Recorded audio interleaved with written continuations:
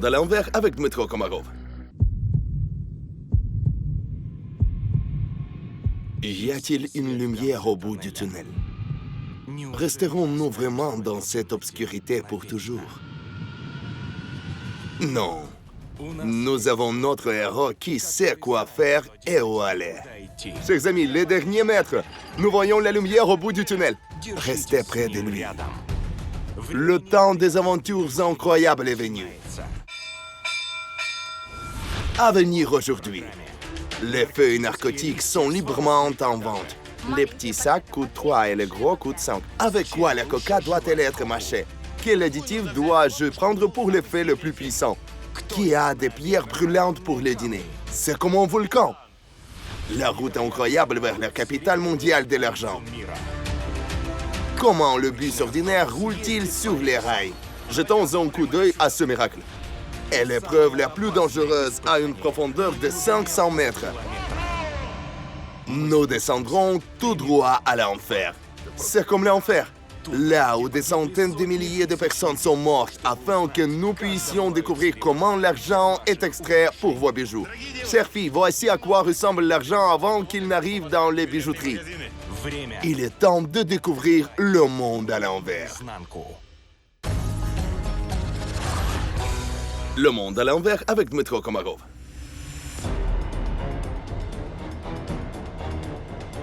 C'est la cocaïne, la drogue la plus dangereuse au monde.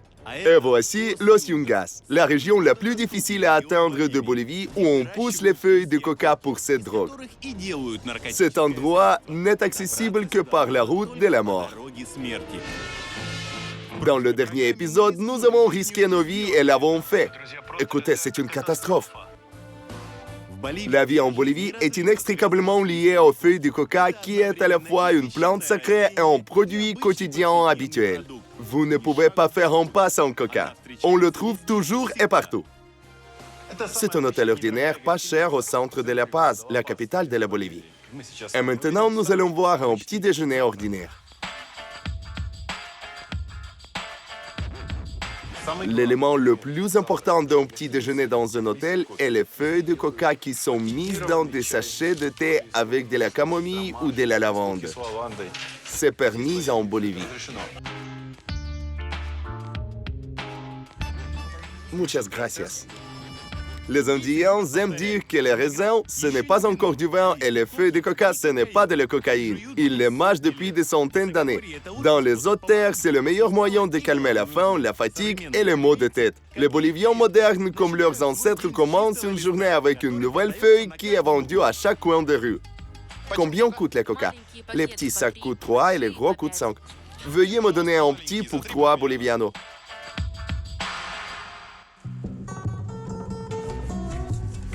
Vous pouvez les mâcher avec du soda ou de la cendre. Quel additif dois-je prendre pour l'effet le plus puissant? Prends un soda. Cela fera exsuder plus rapidement le jus des feuilles. D'abord, je veux goûter de la coca pure. C'est correct.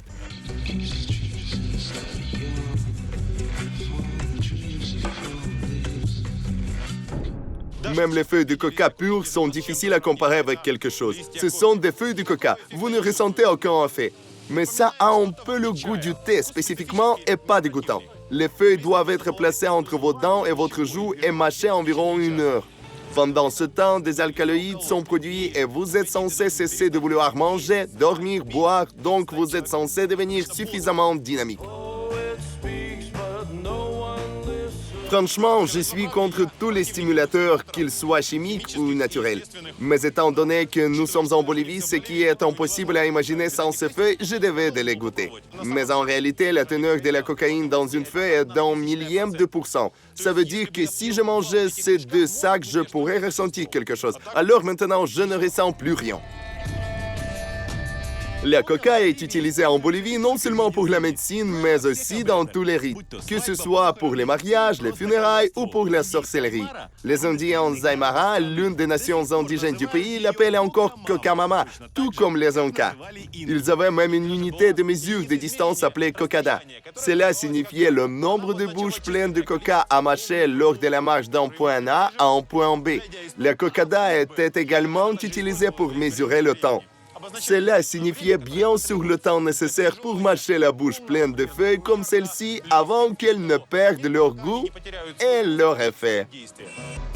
Dans le monde, la coca est une drogue, mais pas en Bolivie. Ici, c'est une culture courante à partir de laquelle non seulement de la cocaïne, mais aussi du savon, des détergents à lessive, des bonbons, de la farine et même du pain sont produits. La popularité de la coca aujourd'hui est tout à l'honneur du président bolivien l'Indien Evo Morales, qui depuis de nombreuses années a convaincu le monde que les feuilles de coca ne sont pas une drogue et que les Boliviens ne sont pas des drogués. Et à des fins d'illustration, il a une fois apporté de la coca en Autriche et mâché des feuilles de stupéfiants de manière démonstrative juste pendant son discours à la session de la Commission des stupéfiants des Nations Unies. Regardez, ça devrait être mâché comme ça.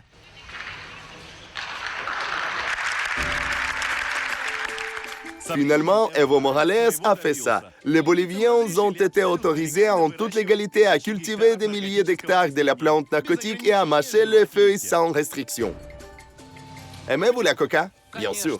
Goûtons-la avec du soda. Eh bien, le soda est très dégoûtant. Avez-vous goûté du soda? Alors imaginez ce que je ressens maintenant. Cependant, lorsque vous ajoutez du soda, les alcaloïdes de la cocaïne doivent exsuder plus rapidement et pénétrer dans le sang et l'estomac. Il doit y avoir un effet. Attendons.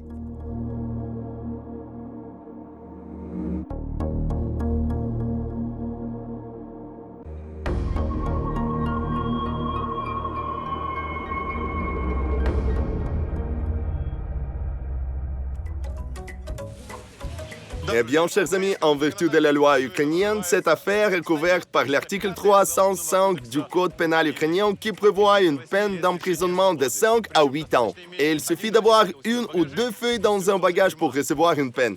Et pour tout vous dire, attention, j'en ai ressenti l'effet, je dois l'avouer. Je ne peux pas dire que je ne veux ni manger ni boire, que je ne veux pas dormir, que je suis plus gai maintenant. Mais je ressens une légère anxiété, ma tête est un peu brumeuse. Je ressens de la confusion et une prudence excessive. Non, coca, ce n'est pas le mien. Apparemment, je ne suis pas bolivien. Je ne le mâcherai plus, je vais le jeter.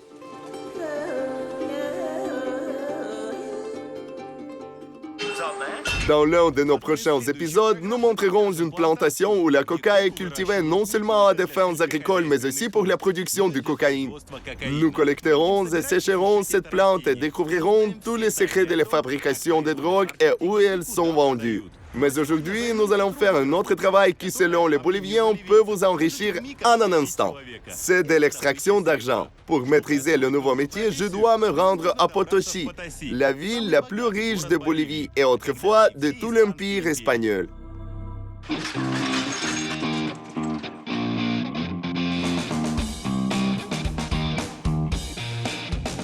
Il n'y a jamais eu de système ferroviaire normal en Bolivie. Et aujourd'hui, celui qui était disponible est presque mort. Mais néanmoins, il existe un moyen d'aller d'un point A à un point B sur des rails. Et c'est unique.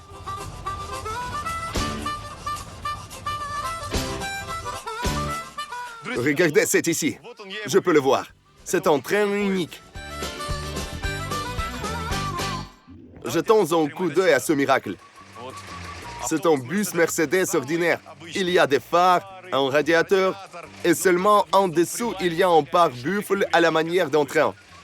On peut regarder en bas. Écoutez, c'était un bus, mais maintenant c'est un train. Il y a de vraies roues de train. Les Boliviens ont été contraints de mettre un bus sur rail. Il n'y a plus de train dans cette partie du pays.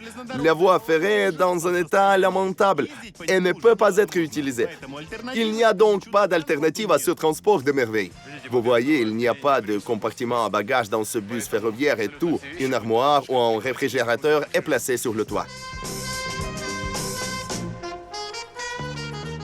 C'est comme dans un vrai taxi routier où un chauffeur conduit un bus et perçoit les tarifs.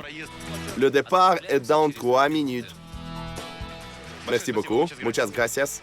Eh bien, il est temps de s'asseoir dans le train de merveille. C'est très confortable.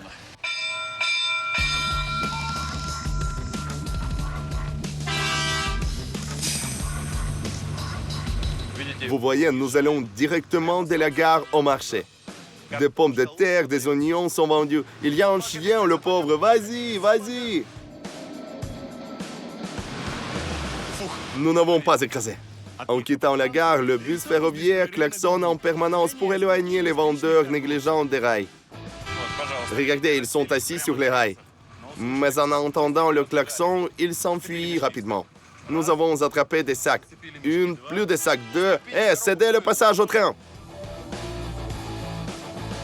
Regardez, ils ne font pas que ranger leurs affaires. Ils démontent les étals des marchés. Voici une vieille femme rangeant rapidement ses fleurs. « Madame, allez !» De nombreux vendeurs sont arrivés ici dans ce train pour vendre ce qu'il y avait cultivé dans leur potager. Et pour beaucoup d'entre eux, c'est le seul moyen de gagner leur vie. L'itinéraire du train est unique car il va là où il n'y a pas de route à moteur. Le bus ferroviaire entame son périple à travers des lieux déserts et vides en traversant une trentaine de petits villages isolés. Le but principal de ce véhicule est une connexion entre la civilisation et les petits villages éloignés inaccessibles. Ici, vous commencez involontairement à apprécier même nos routes loin d'être bonnes parce que nous les avons. Et ici, les gens ne dépendent que de ce train et vivent dans un isolement complet. Vous voyez, tout est comme dans un taxi de route. Un vieil homme a demandé à s'arrêter, le conducteur s'est arrêté puis a continué à rouler. Aucun problème. Oh, regarde, une station Betanzos. Vous ne pouvez vraiment arriver ici qu'en ce train-bus. Il y a des passagers qui attendent. Aux arrêts, le bus ferroviaire ressemble encore plus à un taxi routier. Tous les passagers essaient d'abord de se donner des coudes et de se pousser avec d'énormes sacs. Oh, il semble que je vais devoir faire comme ça. Il y a une grande demande pour ce train. Mais malheureusement, il n'y a pas assez de place pour tout le monde. Regardez, le chauffeur arrête déjà les gens en disant « C'est tout, je ne laisserai plus entrer personne. Je suis désolé, je sais que tu dois y aller, mais il n'y a pas de place. » Cette ruée s'explique simplement. Le prochain voyage aura lieu dans 2 jours. Alors tout le monde veut prendre le train. Viens ici. Assieds-toi. Nous pouvons tous nous adapter ici, s'il vous plaît. Viens t'asseoir aussi. Viens, pourquoi resterais-tu debout? Assieds-toi. Plus on est de fous, plus on rit. Le train est plein. Il fait chaud, étouffant et bondé à l'intérieur. Ça sent la sueur et la nourriture, mais il n'y a pas d'alternative. Soit dit en passant, ce chemin de fer a été construit au 19e siècle lorsque la Bolivie était une puissance maritime. Il y avait un plan pour relier les gisements de minerais riches et demandés par l'Europe à l'océan Pacifique, mais cela a échoué pour plusieurs raisons. Premièrement, les Indiens étaient contre les chemins de fer. Ils pensaient que les chemins de fer empiétaient sur leur territoire, leur propriété. Deuxièmement, les réserves de minerais s'épuisaient progressivement et les trains étaient de moins en moins demandés. À la fin du 19e siècle, pendant la guerre avec le pays voisin du Chili, la Bolivie a perdu une ligne côtière et le libre accès à l'océan Pacifique et à ses ports. Il n'y avait donc pas d'endroit où apporter le minerai. Le chemin de fer et les trains rouillent depuis plus d'un siècle. Les Boliviens veulent toujours reconquérir leurs terres au Chili. Réalisant cela, les Chiliens ont réussi à racheter le chemin de fer de la Bolivie pour finalement le détruire et en cas de guerre pour laisser leur ennemi sans communication ferroviaire. Soit dit en passant, le président bolivien Gonzalo Sanchez, qui avait vendu le chemin de fer aux Chiliens, a finalement été puni par le sort.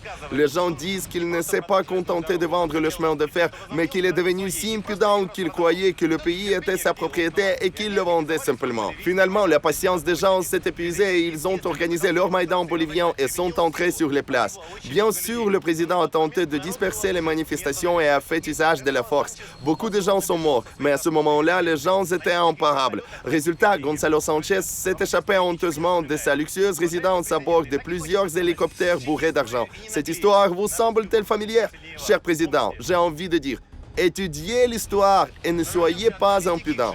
Les gens sont plus puissants que vous de toute façon. Souvenez-vous. Revenons maintenant de la politique au chemin de fer. Nous allons avoir étroite et nous sommes secoués si fort parce qu'il n'a pas été ajusté depuis 50 et 70 ans et que la distance entre les rails change constamment. Seigneur, comment vous appelez-vous? Vassilio. Vassilio, ce nom est presque ukrainien. Nous avons aussi Vassili. Depuis combien de temps travaillez-vous comme conducteur de ce train? Depuis le début. Avant cela, je conduisais des trains ordinaires. Il y avait eu beaucoup d'itinéraires, passagers et frais. Plus tard, tout a été vendu.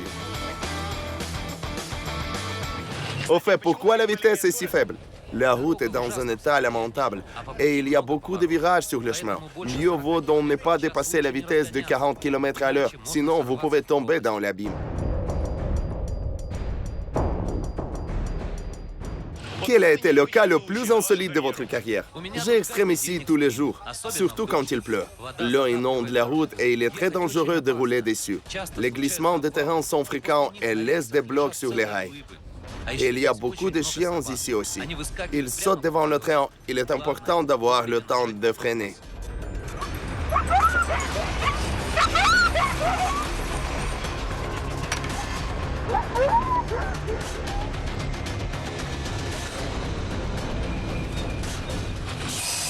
Au fait, chers amis, voici une situation avec un rocher. Laissez-moi m'en débarrasser. Alors, vous voyez, voici notre train et voici un rocher. C'est un gros pavé tombé. Si nous roulons dedans, nous déraillons.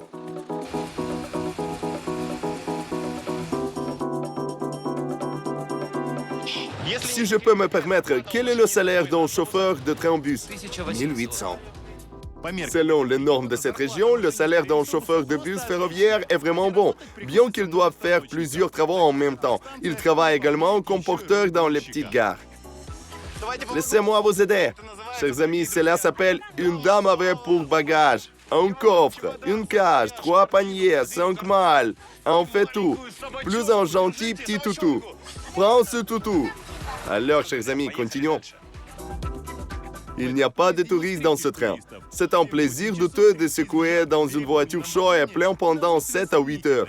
Il faut quelques heures pour parcourir cette distance en voiture et contourner tous ces villages où les gens ne pourraient jamais se rendre à la civilisation s'ils n'avaient pas de bus ferroviaire.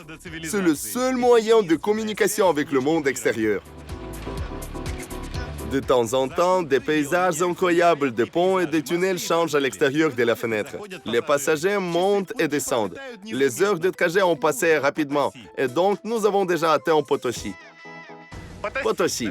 À première vue, c'est une ville typique d'Amérique latine avec une très belle architecture coloniale en centre-ville agréable. Tout semble être comme partout ailleurs, mais il est très difficile de respirer ici. Si vous n'y êtes pas habitué, vous êtes essoufflé après littéralement 10 pas. C'est parce que Potosi est l'une des 3 villes les plus hautes du monde.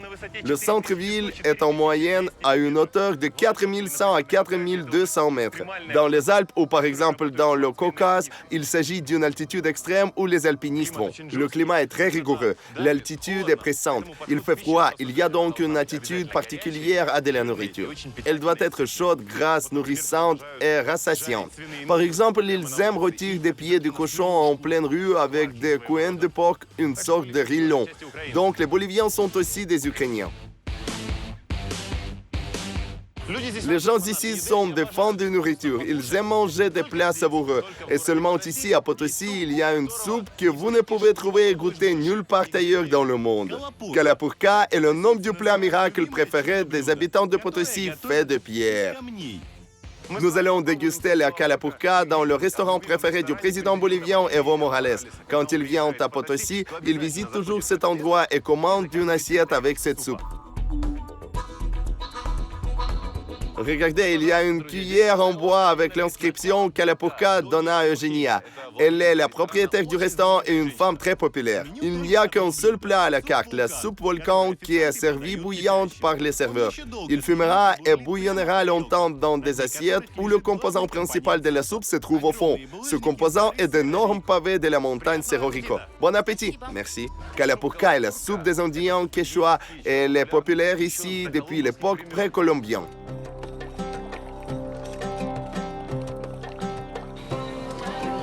Buenos días, je m'appelle Dmitro, nous venons d'Ukraine et avons beaucoup entendu parler de votre restaurant. Je m'appelle Alicia Arismende. Je suis le mari de Donna Eugenia, la propriétaire du restaurant. Le président lui-même vient à vous, il adore votre soupe. Nous accueillons tout le monde, les présidents et les simples mineurs. Et quand Evo Morales arrive, quelle est la situation ici? La sécurité bloque-t-elle l'entrée pour les autres visiteurs ou est-ce de manière démocratique? Lorsque le général Banzer était président, tout le bloc était bouclé. Evo Morales est un homme simple, mais avec sécurité, bien sûr. Le restaurant n'est pas fermé, les gens peuvent venir lui parler. Nous aimerions rencontrer Donna Eugenia. Mon fils te conduira à elle. Le chef ainsi que le fondateur du restaurant préféré du président vivent dans la même maison. Donna Eugenia, bonjour. Bonjour. Désolé de faire les honneurs pas dans la cuisine. Je me suis récemment cassé la jambe et maintenant je suis responsable du restaurant en étant assis à la maison. Mais cela ne m'empêche pas de faire du calapurca. S'asseoir, faisons-le ensemble. Donna Eugenia Rodriguez de Arismendi est connue dans tout le Potosí. C'est elle qui a donné une nouvelle vie à l'ancien plat indien. Pour les habitants de cette région, calapurca signifie la même chose que borscht pour nous Ukrainiens. C'est un plat dont aucun habitant de Potosí ne peut se passer. Je fais ici un bouillon avec du maïs moulu et des haricots. Nous devons ajouter de la viande, de couenne de porc et des légumes. Je sais que vous avez un secret que vous ne dites à personne. Bien sûr, je ne dirai pas tous les secrets, mais le plus important dans cette soupe est de mettre des pierres brûlantes du sommet de Potosí. Regarde. Oh, super! Elle a commencé à bouillir. Une de plus. Superbe. C'est comme un volcan. Nous pouvons voir la dernière partie de la cuisson. Donna Eugenia dit qu'il commence à faire de la soupe à 4 heures du matin. Il faut beaucoup de temps pour faire bouillir le bouillon. Et l'accord final est de mettre des pierres. Combien de temps faut-il pour la faire bouillir maintenant? Cela dépend de la puissance des pierres. Elles sont magiques. Vous savez, elles ne se trouvent pas sous vos pieds.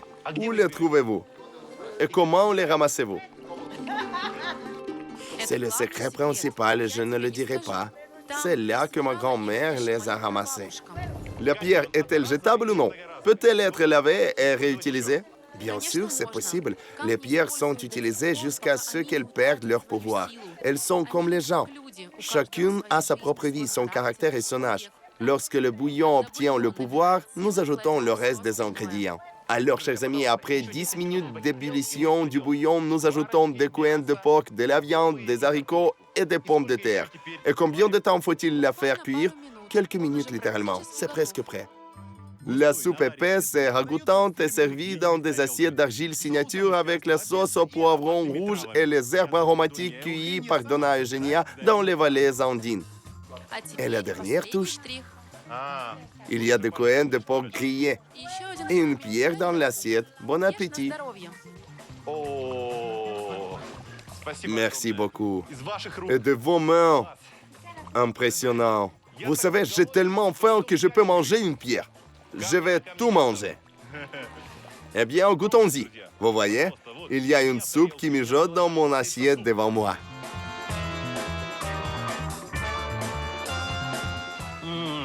Comme c'est délicieux. Même si c'est un peu épicé, c'est comme une pâte des haricots avec le goût de la viande. Grasse, succulente, copieuse. Super. Pas comme les autres. C'est la calapurca. Elle ne doit être consommée que dans des assiettes en argile avec une cuillère en bois, car une cuillère en métal gâchera son goût.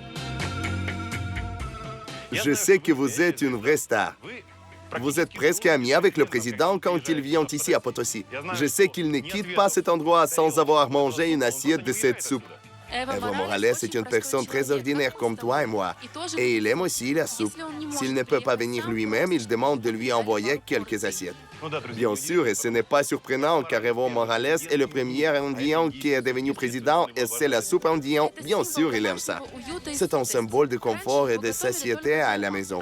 Cette soupe n'était faite qu'à la maison, mais je voulais que non seulement les habitants de Potosí, mais aussi d'autres régions et même des pays la goûtent. J'ai donc décidé d'ouvrir un restaurant. C'était il y a 30 ans. Et maintenant, ce plat sur des pierres brûlantes est considéré comme un symbole de Potosí.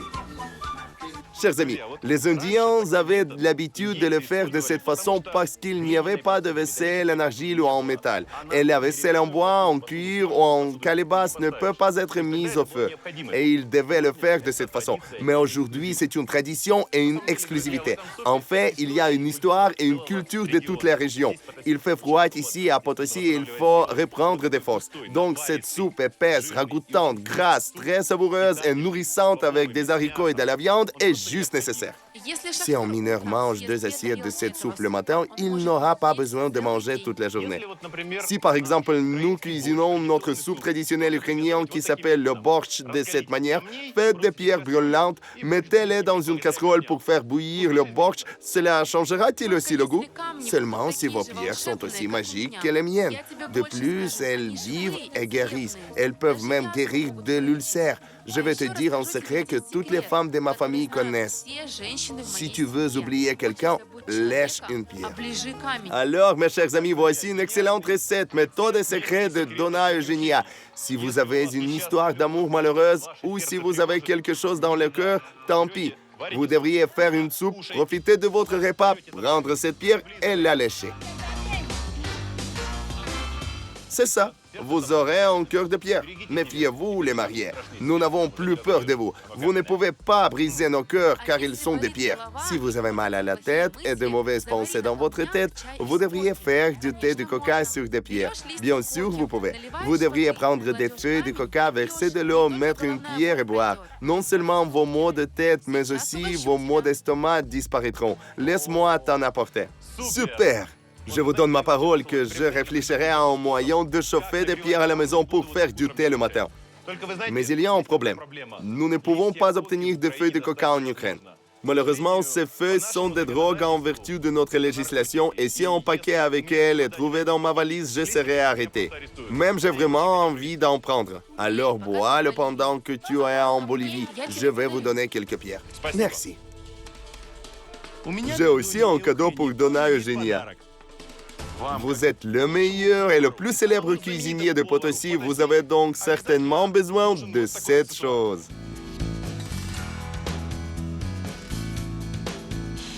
Donna Eugenia, merci beaucoup. Je vous souhaite bonheur et santé. Je vous remercie. Que Dieu protège l'Ukraine. Meilleures salutations à toi, Ukraine. Viva Bolivia, viva Potosí, viva Ucrania. Ucrania, adelante.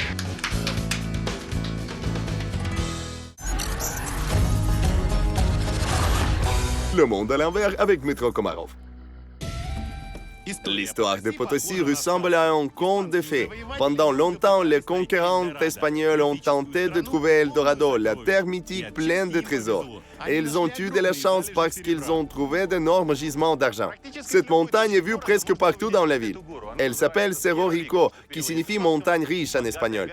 Et c'est vraiment ainsi. Cette montagne possède les plus grandes réserves d'argent au monde. Et l'argent est déjà produit depuis près de 500 ans. On dit que pendant 3 siècles de domination espagnole, on avait produit ici tant d'argent qu'il aurait suffi de construire un pont de Potosí à Madrid. La ville s'est épanouie et le monde entier a connu sa richesse. Mais au 19e siècle, les réserves ont commencé à s'épuiser, les prix de l'argent ont chuté. Potosí a tombé rapidement en décadence et sa splendeur disparut. Mais la ruée vers l'argent ne s'est pas arrêtée. Chaque jour, des milliers d'habitants de Potosí risquent leur vie en descendant dans les anciennes mines. Ils espèrent trouver une mine d'or ou plutôt d'argent. La meilleure façon de découvrir les secrets de la richesse et de la prospérité de Potosí dans le passé est de répondre comment une montagne a pu donner de l'argent pendant près d'un demi-millier d'années en quantité illimitée et devenir au soi-disant marché des mineurs à 6 heures. Ces gens passent leur vie sous terre. Comme dans nos villes minières, il n'y a pas d'autre travail ici. Les gars prennent leur petit déjeuner, ce sont tous des mineurs d'argent. Nous avons rendez-vous ici avec certains des mineurs les plus expérimentés de la région. Buenos días. Salut. Bon appétit. Ces gens ne mènent jamais d'étrangers avec eux dans une mine. Mais en apprenant que nous venions d'Ukraine, ils ont fait une exception pour nous par sympathie pour nos mineurs dont ils avaient souvent entendu parler aux infos. Dites-moi, vous travaillez depuis 34 ans, donc vous avez probablement une maison d'argent, n'est-ce pas? J'ai une maison ordinaire, je ne suis jamais devenu riche. Ne parle pas, mange. Tu dois prendre un petit déjeuner copieux avant une descente. C'est notre nourriture pour toute la journée. Nous ne mangerons alors que de la coca. C'est une drogue dont la Bolivie ne peut se passer. La vie ici s'arrêterait sans elle. Et il faut prendre l'alcool pour le diable. Il y a le culte du diable en Bolivie. Beaucoup de gens l'adorent comme Dieu. Dans le dernier épisode, nous avons visité le terrible temple de Satan où les Boliviens viennent prier et demander au diable tout ce qu'ils veulent. La santé, la bonne fortune, l'amour et même la mort pour une autre personne. Mais les mineurs croient le plus au pouvoir du diable. C'est leur protecteur. Ce sont des cigarettes pour le diable. Alors on prend de l'alcool et des cigarettes pour le diable et de la coca pour nous. Je vais être comme ça d'ici la fin de la journée. On ne peut pas le faire sans coca. On va dans une mine. Nous avons besoin de force. Le prochain endroit est la boutique des mineurs. On a besoin de tout pour une explosion. Corps, dynamite et détonateur, bien sûr. En gros, un détonateur est un petit pétard. Voici une petite charge explosive. Nous en serrons un cordon ici, et lorsque la corde brûle jusqu'au pétard, il y aura une micro-explosion activant la grosse dynamite. Oui, c'est ici. Il peut faire exploser une montagne en morceaux. En fait, il est assez difficile d'acheter des explosifs dans le monde. Mais ici, en Bolivie, c'est facile. Vous vous réveillez, prenez un petit déjeuner, achetez de la coca, allez au magasin, achetez des explosifs plastiques, une mèche, un détonateur, c'est tout. Vous êtes un vrai terroriste. Voici à quoi ressemblent les jours de semaine d'un mineur bolivien.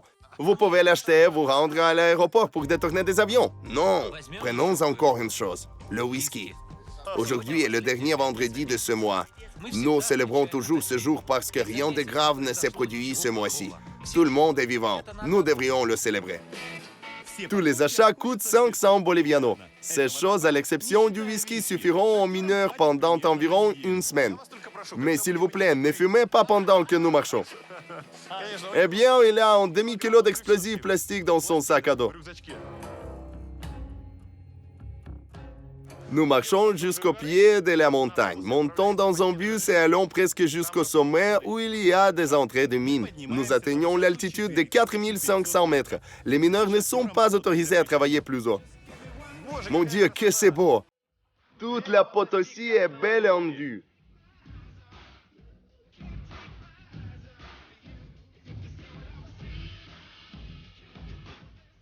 Allons nous changer. C'est un excellent interrupteur. Il connecte deux fils et il y a une lumière. Il s'agit d'un placard des mineurs. Ils viennent ici pour changer de vêtements et mâcher de la coca. Je vois qu'ici, c'est comme dans les garages de vrais hommes. Presque comme ça. Une femme nue, 2, 3, 4. Ce ne sont que des calendriers puisque nous sommes pères de famille. Chacun de ces hommes est le seul soutien de famille. L'économie de la ville est basée sur les mines. J'ai 5 enfants. Ils ont tout. Mais je ne sors presque pas de la mine. Regarde quel biceps j'ai.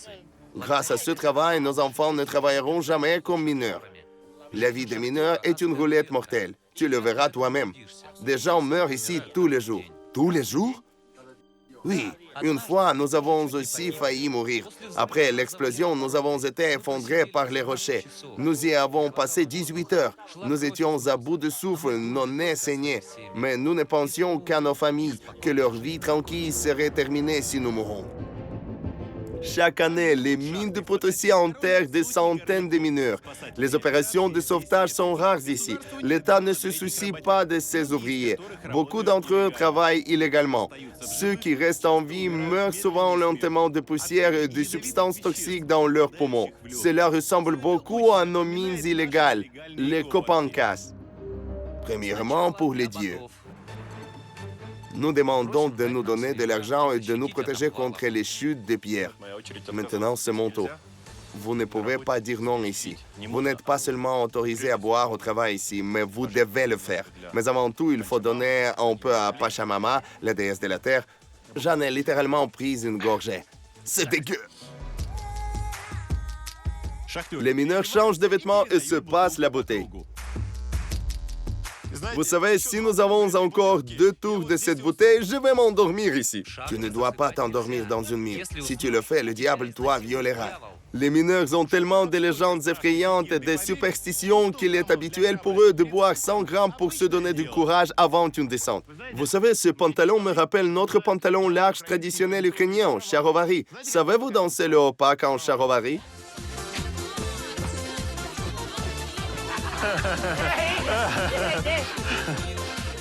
Notre danse s'appelle Tiompi. Regarde et apprends.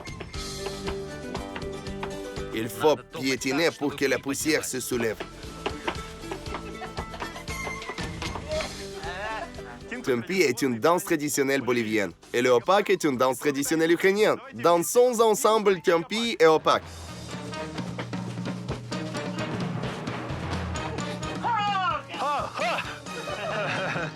Tapement 5.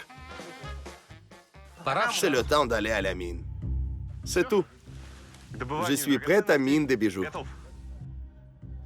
Cerro Rico est un cône presque idéal rempli de plomb, d'étain, de cuivre, de zinc, de fer et d'argent, bien sûr. En près de 500 ans, la montagne a commencé à ressembler davantage à une fourmilière géante creusée de long en large où des centaines d'explosions se produisent simultanément. En raison de l'exploitation minière intensive, la montagne s'est affaissée à 350 mètres et sa hauteur n'est plus que de 4800 mètres. Les scientifiques avertissent qu'elle peut s'effondrer à tout moment et enterrer une partie de Potosi avec elle dans les creux. Mais ça n'arrête personne. Soit dit en passant, il existe une légende très intéressante racontant comment l'argent a été trouvé pour la première fois à Potosi. Un berger indien de la tribu Quechua a fait un jour un feu et a découvert le matin que de l'argent fondu d'une pierre. C'est ainsi que l'ère argentée de Potosi a commencé. C'est arrivé en 1544. Cet homme seul avait extrait de l'argent pendant un an. Puis il en a parlé à l'un de ses proches. Et donc les Espagnols ont appris cela et ce sont eux et non les Indiens qui ont commencé à extraire l'argent. Eh bien, il est temps d'y aller. Les mineurs ici sont appelés les morts vivants. L'entrée de la mine ressemble à une entrée de l'enfer. Il n'est pas garanti que ces personnes reviendront. Chaque quart de travail peut être le dernier. Selon différentes données, il y a de 2 à 8 millions de personnes enterrées à l'intérieur de cette montagne.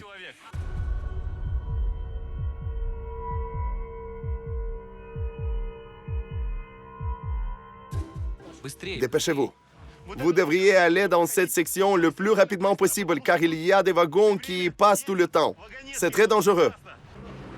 Nous laissons passer un wagon.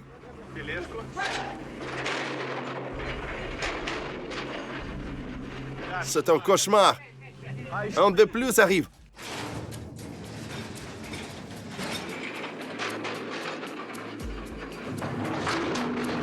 Suivons-les rapidement. C'est très dangereux ici. Le wagon chargé pèse 2 tonnes comme une grosse voiture de luxe. Il ne peut pas être arrêté immédiatement. Il n'a pas de frein.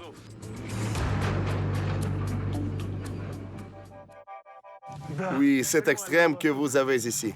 Il faut courir, transpirer et se faire beaucoup peur. Il n'y a pas encore eu d'extrême. Attends, tu le verras bientôt. Mais avant cela, nous devons demander au plus important sa bénédiction. Nous sommes arrivés à l'endroit le plus important à visiter avant que les gens ici ne commencent à travailler. C'est le diable. Nous allons lui faire des offrandes. Nous le prodiguons pour qu'il partage l'argent avec nous. Cette divinité cornue ornée de rubans colorés est appelée El Tío, qui signifie un oncle. Il est considéré comme le seigneur des enfers, le maître de ces mines, donc le maître du destin des mineurs. Il décide qui sortira de la mine et qui restera ici pour toujours. Le devoir sacré de chaque mineur est d'amadouer l'oncle. Les mineurs l'aspergent de coca, lui donnent des cigarettes et de l'alcool. Regardez, ils ont mis une cigarette. Maintenant, nous devrions lui donner à boire pour qu'il soit bon, nous protège et nous laisse sortir de la mine. C'est le maître de cet endroit.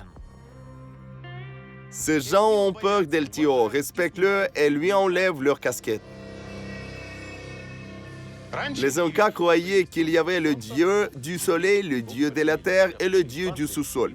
Lorsque les Espagnols sont venus et ont voulu convertir les Boliviens au christianisme, ils ont expliqué que Jésus-Christ était le dieu du soleil, la Vierge Marie était la déesse de la terre et le diable était le dieu du sous-sol. C'est donc un personnage positif ici, le dieu auquel ils croient qui peut exaucer les souhaits et faire le bien. 2 fois par an, nous lui faisons un sacrifice. On tue un lama et on lui donne à boire le sang du sacrifice pour qu'il ne veuille pas boire le nôtre. Vous savez qu'il y a un dicton très drôle utilisé par les mineurs ici à Potosí. Ils croient beaucoup plus au diable qu'au gouvernement bolivien. Et ils comptent aussi sur lui plus que sur le gouvernement. Oui, c'est vrai. Maintenant, l'alcool, nous le déversons sur le diable. Tiens, bois et donne-nous de l'argent aujourd'hui. Et celui-ci, bois toi-même. Un pour lui et un pour moi.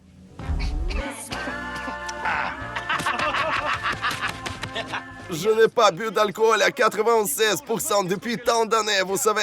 Je n'en ai goûté qu'une ou deux fois dans ma vie quand j'étais étudiant. Je n'en ai plus jamais bu. Cauchemar! En fait, je ne bois pas de vodka. Si tu ne le bois pas, l'oncle se mettra en colère. La prière au diable s'éternise et se transforme en conversation des hommes. Vous n'êtes pas des mineurs d'argent, vous êtes des alcooliques. C'est juste le vendredi. Débauche vendredi. Nous l'appelons le vendredi du célibataire. On peut faire le vendredi tout ce que nous voulons. Vous n'avez pas peur que vos femmes profitent de votre vendredi de célibataire pour inviter quelqu'un chez vous?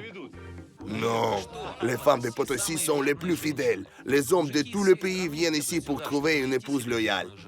Et aussi quelques tonnes d'argent. Non, l'argent est à nous. Nos femmes ont de la chance. On s'occupera d'eux quand même. Soit nous trouverons de l'argent et gagnerons de l'argent, soit il y aura un éboulement et nous resterons éternellement à 2 km de profondeur. Mais ils n'auront pas à acheter une place au cimetière à dépenser de l'argent pour un cercueil et des funérailles. Vous les gars avez le sang de l'humeur, je vois. C'est la vie. Eh bien, parlons de l'autre vérité. J'ai lu que selon différentes données à l'époque des Espagnols, de 2 à 8 millions de personnes sont mortes ici. C'est vrai. Ils disent que les corps des Indiens n'ont même pas été sortis d'ici. Les Espagnols disaient que nous n'avions pas d'âme. Avez-vous pardonné aux Espagnols? C'est déjà une histoire. Je n'ai pas. Ils ont tué nos ancêtres et pillé notre pays. Nous avons donné de l'argent au monde et n'avons rien reçu en retour. Allons-y, nous allons te montrer quelque chose. Il y a environ 500 mines dans cette montagne. Beaucoup d'entre eux sont restés des Espagnols. La plupart sont dans un état dangereux. Et les gens ici n'ont même jamais entendu parler des mesures de sécurité. À tout moment, des tonnes de pierres peuvent s'écraser. Comme vous pouvez le voir, il y a beaucoup de pièces dans un état littéralement catastrophique. L'énorme masse de pierre est maintenue par du bois. Le supporteront-ils? Dieu seul sait. Et ces gens pensent que le diable seul sait. Nous espérons qu'ils supporteront.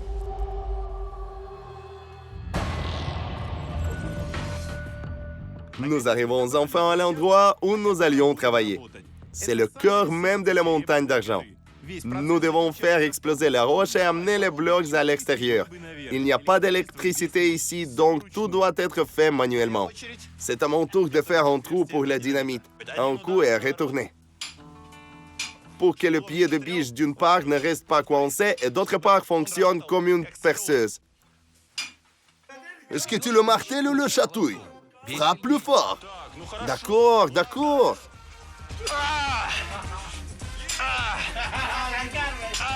Tu n'as pas encore parcouru en centimètres. Tu dois mettre le pied de biche à cette marque.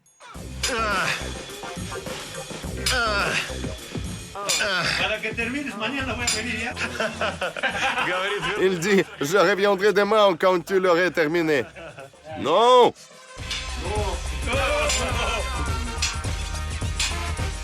Alfredo, dis-moi, quand as-tu donné pour la dernière fois de beaux bijoux en argent à ta femme?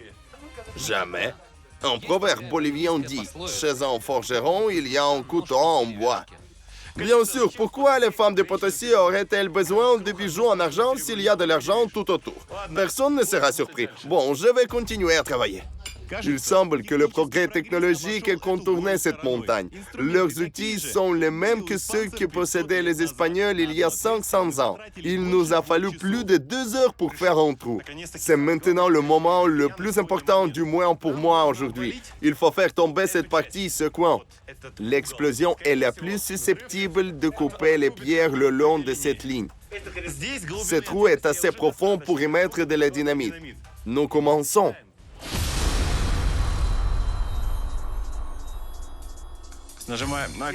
Nous appuyons sur le bord de la mèche pour faire sortir sa poudre afin qu'elle touche la poudre dans le détonateur. Et maintenant, morde-la pour la réparer.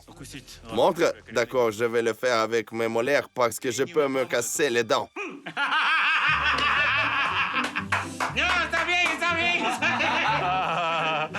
1-0, 1-0. Et maintenant, je devrais l'insérer dans l'explosif plastique, n'est-ce pas? Oui, plus profond.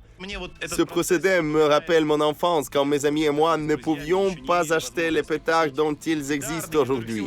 Nous les fabriquions nous-mêmes dans des garages et nos parents ne le savaient pas. Donc je pense que votre profession est comme le rêve de n'importe quel enfant d'exploser quelque chose.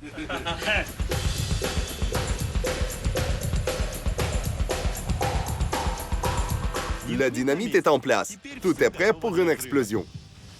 Peut-être entendez-vous mon cœur battre et ma respiration à l'attente. Je répète que nous sommes à 2 km de la sortie la plus proche et qu'il y a au moins 440 mètres de roche au-dessus de nous. Nous sommes murés de toutes parts et ce que nous faisons est tellement illogique. Que Dieu nous aide, c'est tout.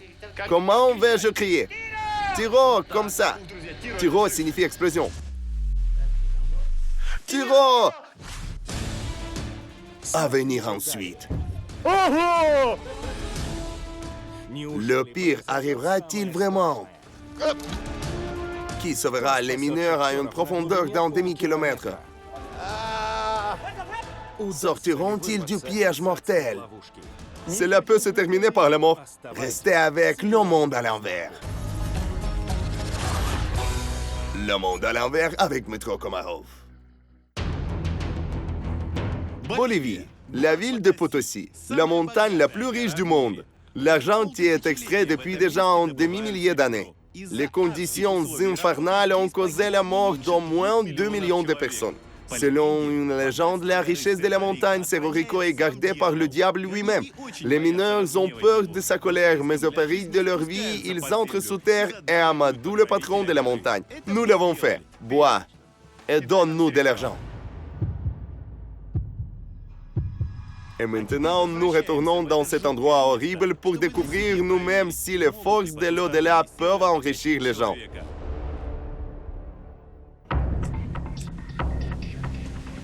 Tiro! Tiro, je sors d'ici! Tiro, Tiro, Tiro, Tiro, Tiro, Tiro, Tiro, Tiro, Tiro, Tiro, Tiro, Tiro! Dépêchez-vous! Dépêchez-vous! Tiro! Tiro!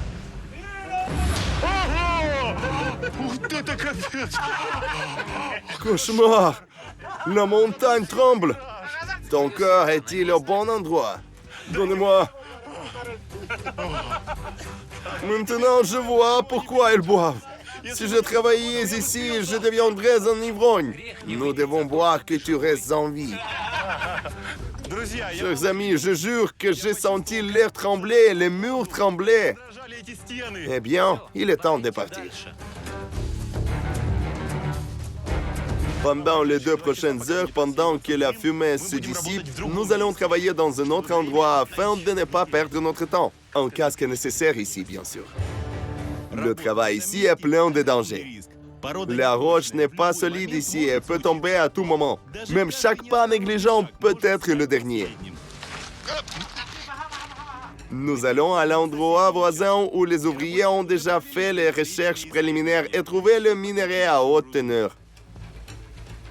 Regardez combien d'argent il a. Pour une tonne de ce minerai, nous obtiendrons environ 700 $. Combien de tonnes pouvez-vous extraire en moyenne par quart de travail? De 10 à 15 sacs, soit environ une demi-tonne. Selon les mineurs, nous aurons un super prix ici. C'est une couche intermédiaire d'argent pur accessible uniquement par l'explosion. Nous le mettons. Il s'écaille.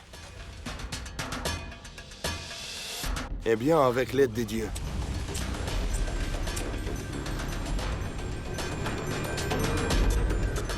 Il ne prendra pas feu. C'est pétillant, mais pas brûlant. Courons! Pourquoi es-tu assis là? Allez, dépêchez-vous!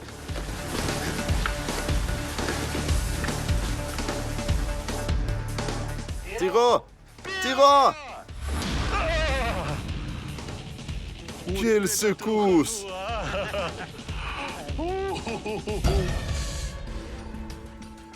Nous espérons que nous n'avons pas risqué nos vies. C'est une échelle sur laquelle je me tenais avant de commencer à courir. L'échelle se trouve ici maintenant. Elle a été rejetée par la vague d'explosion. Oh, il y a de l'argent.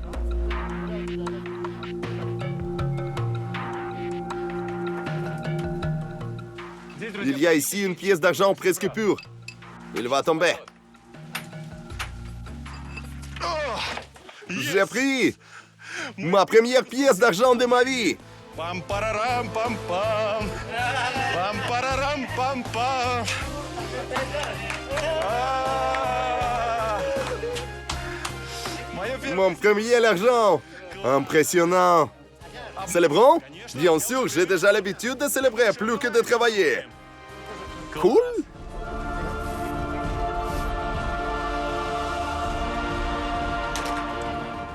C'est ce que tu as gagné aujourd'hui. Puis-je le prendre? Bien sûr, tu peux. Dmitro. Bien. Allons remercier Dieu que nous soyons en vie.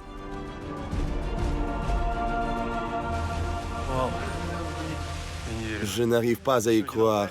Un autre hôtel. Mais ici, ils adorent Jésus-Christ et non le diable. Écoutez, ça ne s'explique pas. Vous priez à la fois le diable et Jésus? Comment est-ce possible? Ils étaient frères, mais l'un d'eux est resté dans la mine et l'autre est sorti. Nous mettons des bougies pour Jésus, l'aspergeons de coca et lui donnons des cigarettes. Pourquoi lui donnez-vous des cigarettes? Pour qu'il fume avec nous. Mes amis, vous êtes tellement cool. Et puis, l'inattendu s'est produit. Allons-y, dépêche-toi. Nous devons aider nos amis. Un accident s'est produit. La mine est bloquée. Dépêchez-vous. Allez. Regardez. Le wagon a renversé et tout le monde vient t'aider. Il a déraillé en mouvement. 1, 2, 3. Il ne bouge pas du tout. Ne touchez pas au fil. 1, 2, 3. Comme ça. Un peu plus, c'est tout. Bien fait. Allez. On devrait le remettre sur les rails. Comme ça. Allez. 1, 2, 3.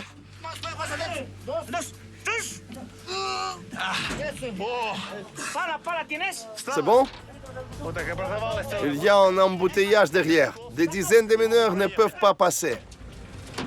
Il faut charger la roche en arrière. Plus tôt nous finirons, plus tôt le wagon pourra avancer et le travail se poursuivra. C'est le moment dont nous avons été avertis. Lorsqu'un chariot passe à proximité et que vous êtes au mur, il peut y avoir un décès s'il bascule à cet endroit et vous appuie. Il pèse 2 tonnes. Il n'y a donc aucune chance. Chère fille, voici à quoi ressemble l'argent avant qu'il n'arrive dans les bijouteries. Souvenez-vous. Ce tunnel est le seul moyen d'accéder à la surface. Un wagon chargé tombant sur des rails est un danger mortel pour des milliers de personnes dans la mine. S'il se passe quelque chose à ce moment-là, il y aura inévitablement un embouteillage et les gens ne pourront pas évacuer la mine. Et maintenant, il est temps de récolter. Nous prenons ce wagon pour récupérer le minerai d'argent. C'est très dur, très. Mais le plus terrible et le plus assourdissant, c'est le son. Il y a un wagon venant en sens inverse. Nous devons nous céder la place d'une manière ou d'une autre.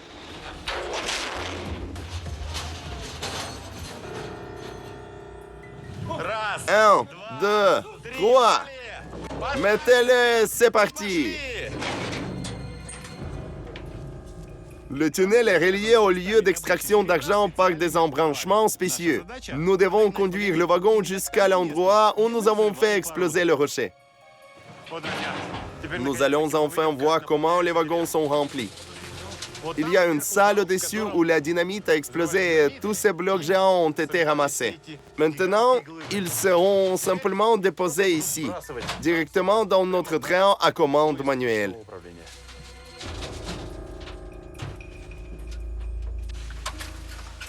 C'est effrayant de se tenir ici, car après que je l'ai touché avec mon doigt, 1, 2, il commence à tomber. S'il y a une explosion à proximité, tout cela vous tombera dessus. Je retire juste la pierre avec mes mains. Le quart de travail tire à sa fin, et les mineurs n'aiment pas ce moment car ils doivent faire remonter à la surface à la main tout ce qu'ils ont extrait. Oui, ça ne se compare pas au wagon vide, c'est comme l'enfer.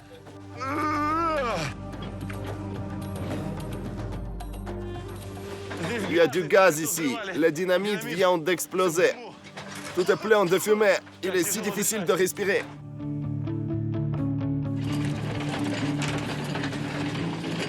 Chers amis, les derniers mètres, nous voyons la lumière au bout du tunnel. Cette journée passée avec le diable touche à sa fin, et j'en suis tellement content. Hurrah! Vive la Terre! C'est tellement bon de sortir du donjon. Je suis déjà content. Nous sommes vivants. Nous sommes en bonne santé. Nous n'étions pas pressés par un wagon. Nous n'étions pas enterrés sous des pierres. Les mineurs de Potosí ont une occasion unique de profiter de chaque jour de la vie, car ils savent mieux que personne que chaque jour peut être le dernier. Penche. 1, 2, 3. Eh bien, chers amis, c'est un prix que l'Espagne a payé au XVIe, XVIIe siècle pour devenir le pays le plus riche du monde. Parce qu'on travaillait alors exactement de la même manière que nous avons travaillé aujourd'hui. La roche est chargée sur des camions pour être ensuite acheminée vers des usines de traitement. Les pierres sont brisées, réduites en petits morceaux, puis filtrées, et les parties les plus lourdes qui sont de l'argent se déposent au fond. C'est ainsi que l'argent est extrait. C'est ça, mineur. Allons nous changer. Bois. Que dis-tu? Bois? Bois. Oh, à quelle vitesse les polyglottes acquièrent la langue. J'ai une surprise pour vous, mes nouveaux collègues qui aiment boire contrairement à moi. 1, 2, 3, nous y voilà. Vous n'y avez jamais goûté. C'est une Orilka, vodka ukrainienne. Nous n'avons jamais goûté ça. Hein? La lumière était éteinte. Allumons nos lampes. Ceci est une saucisse ukrainienne, une saucisse d'été, en cervelas. Vous n'avez certainement jamais goûté à cela. Je veux d'abord boire à votre montagne, votre fournisseur, Cerro Rico. Bien sûr, j'aimerais aussi boire à vous et vous souhaiter le travail sûr et santé. Que le nombre de vos descentes à la mine soit le même que le nombre de fois que vous sortez de là à l'air libre comme aujourd'hui. Et à votre mine caracolise, bien sûr. Oh, la lumière est allumée. Super. Vous voyez, nous avons porté un toast et ils ont allumé la lumière. C'est un miracle. Les dieux nous ont entendus. On a oublié le plus important qui est de donner à boire à la déesse de la terre de la Orilka ukrainienne. J'ai beaucoup versé parce que je ne peux plus boire. L'Orilka est bonne. La saucisse est super. Et terminons cette journée à la manière ukrainienne. À la vôtre, à la vôtre, à la vôtre, à la vôtre, à la vôtre, Hurrah!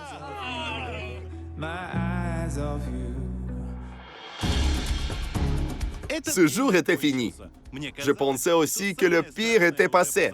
À ce moment-là, je ne savais même pas ce qui allait se passer dans la prochaine étape de notre expédition. Croyez-le ou non, ce sont des morts vivants.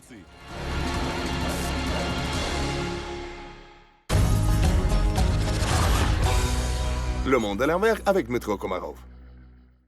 Regardez dans le prochain épisode. Oh mon Dieu! La fête la plus effrayante, festivité de rue le jour des crânes. Pouvez-vous voir ce trou de balle? Pourquoi les Boliviens gardent-ils les restes de leurs proches décédés?